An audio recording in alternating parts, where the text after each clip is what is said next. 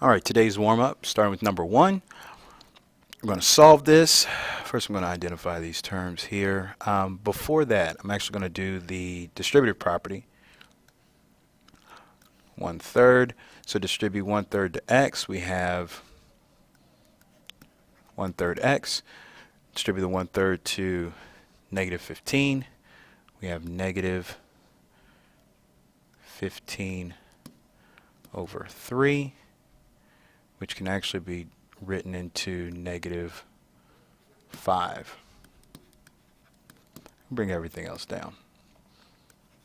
2/3 x minus 5. Okay. I'm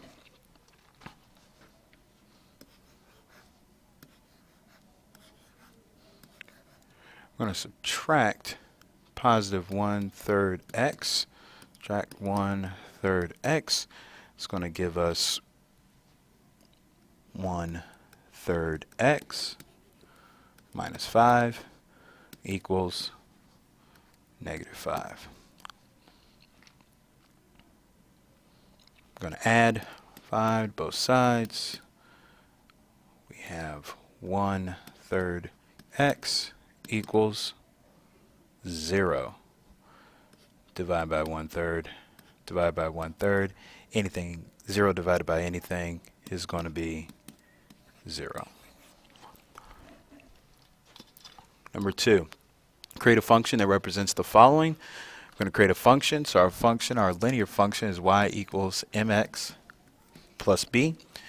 First thing, we're going to find our y-intercept. We look in the x values here, which is going horizontal, and we look for the 0, which is right here. The y value, which is negative 15, is actually going to be our y-intercept in this case. So far we have y equals mx minus 15. Now we're going to look for a constant rate of change. Starting with the x values from 0 to 1, we're adding 1. 1 to 2, adding 1, 2 to 3, adding 1, 3 to 4, adding 1. From negative 15 to negative 10, we're adding 5, negative 10, negative 5, we're adding 5, negative 5 to 0, we're adding 5, and 0 to 5, we're adding 5. So we have change in y over change in x, which is our slope. So in this case, our slope is 5 over 1. So our function would be y equals 5 over 1x minus 15. And number 3, find the area of the rectangle below.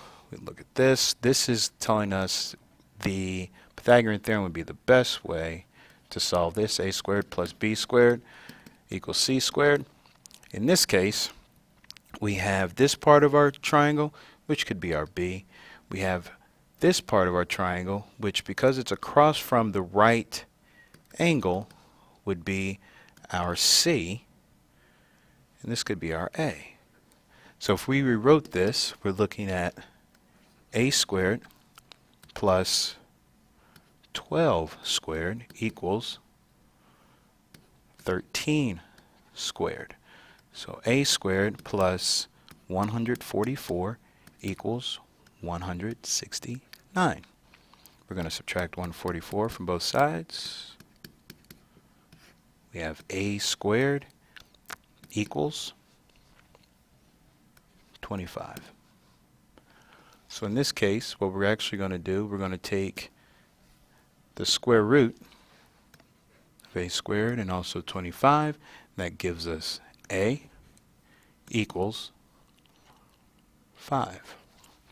So our answer would be 5 centimeters.